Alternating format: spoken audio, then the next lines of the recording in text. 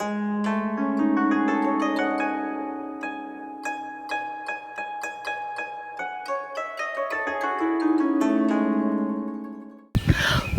back to the Dr. Jonette channel, and welcome to episode number 3 of a series that I am doing on sleep. How is your sleep? How well did you sleep last night? Did you have any trouble falling asleep, or did you wake up during the night and have a hard time getting back to sleep?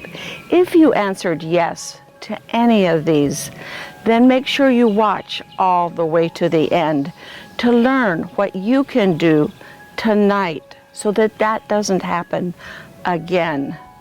Number 1 is regularity or timing. What this means is that you want to 7 days a week, including the weekends, go to sleep at the same time and get up at the same time. And I get it, it varies for everyone, but the goal is to get between 7 and 9 hours of sleep a night. A minimum is 7 hours a night. When you go to bed at the same time and get up the same time, what you are doing is that you are anchoring your sleep in that regularity. And as you do that, you are teaching your body's circadian rhythm, your body's circadian clock, that it goes to bed and goes to sleep at a certain time and always gets up at a certain time. What this does is it impacts your cortisol levels. I talked in another episode about how cortisol is related to insomnia, how it needs to rise in the morning, fall throughout the day, be at its lowest when you go to sleep, and then stay low throughout the night. When you have that regularity of sleep, you are anchoring your sleep and teaching your body's rhythms to have that peak and dip in your cortisols. The other thing is number 2, which is light and dark. Dark is good for sleep, light is good for day. And both the dark and the light also help with your body's circadian rhythm, with those cortisol levels. What I would recommend, and this is just a recommendation, people don't like rules. I don't like rules. And so when I suggest something, it's a suggestion, a recommendation. What I suggest is that, and what I try to do myself, is that a half hour, preferably an hour, but at least a half hour before you go to bed, set an alarm if you have to begin to turn down the lights in your living space. Decrease the lights by at least 50% an hour before you go to sleep and a half hour before you go to sleep. Turn off all of those screens. Turn off the TV, your computer, your social media, and just use that time to relax, wind down, and begin to signal to your body that it's time to go to sleep.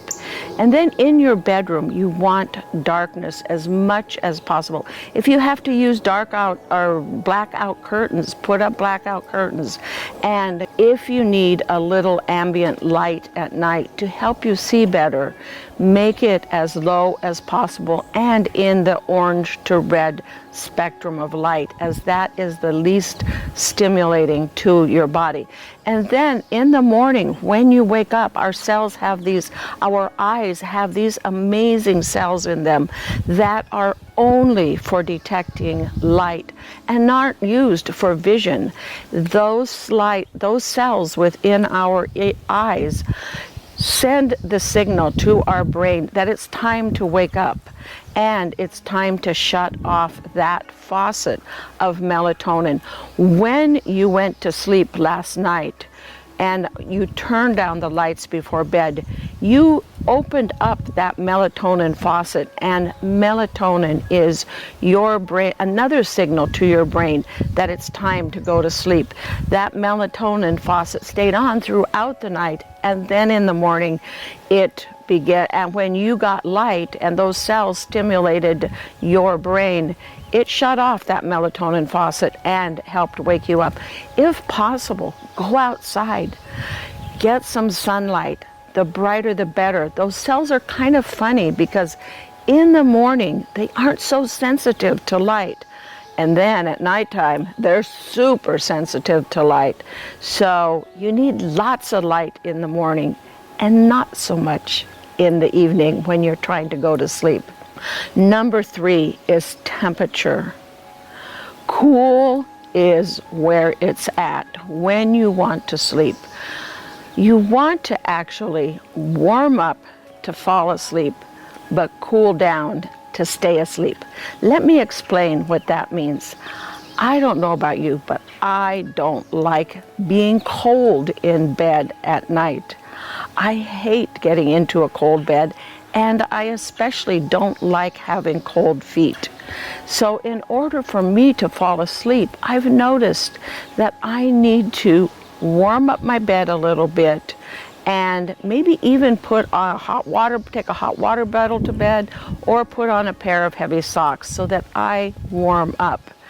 And that helps me fall asleep. However, in order for me to stay asleep, I need to then have a cooler environment. In fact, the recommendation is 67 degrees for the perfect sleeping temperature. You want your bedroom cool to help you stay asleep. What I actually do is I have a heated mattress pad. I turn that on and set the timer on it to go off about 10 minutes, 15 minutes after I go to bed. It's after I fall asleep. It helps me, that warm bed helps me fall asleep, and then it shuts off. What is actually happening from a physiological and neuroscience standpoint is that your brain needs the temperature of it to drop about a half a degree to a degree in order for you to stay asleep. So when you get into bed, it shuttles your blood to the periphery so that you feel warm and help you fall asleep.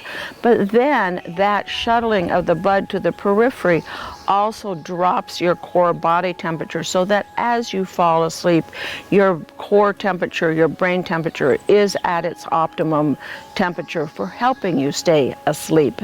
Number 4, I actually spent a whole episode talking about number 4. And number 4 is, what do you do when you have insomnia? You go to bed, you fall asleep, and you wake up, or you can't go to sleep. And what I suggest is that you get out of bed. Your brain is an association-making machine.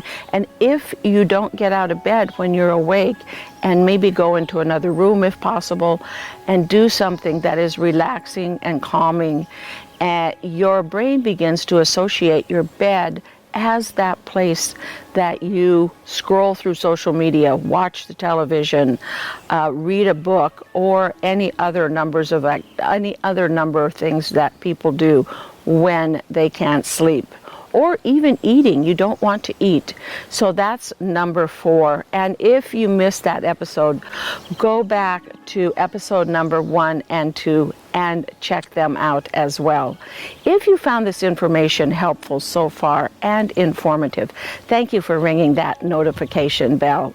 And number 5 is probably the least popular of all of my suggestions, and that is limit your caffeine use.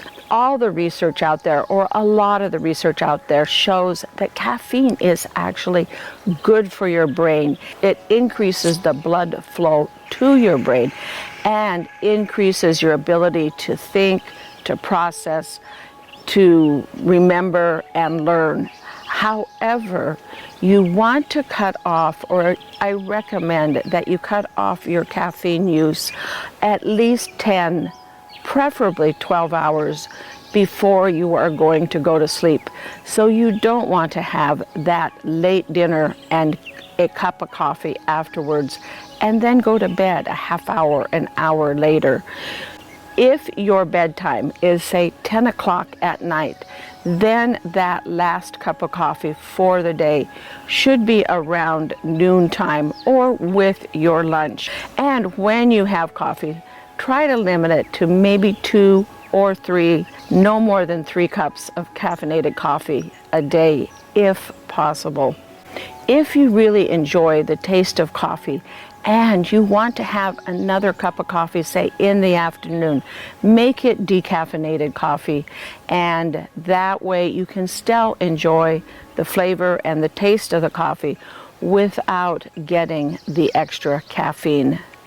When you follow these 5 suggestions, and if you follow these 5 suggestions, thank you for leaving a comment in the comments below telling me which one of these 5 suggestions was the most helpful for you and if it made a difference in your ability to fall asleep as well as stay asleep.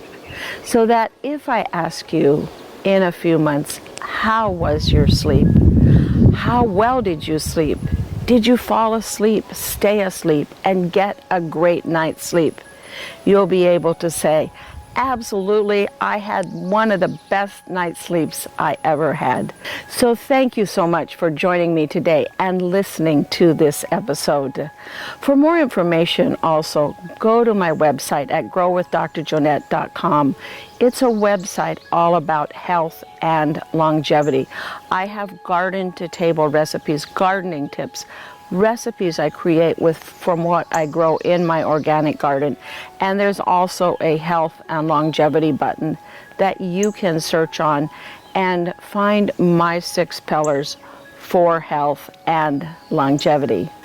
My wish for you tonight is that you will sleep well.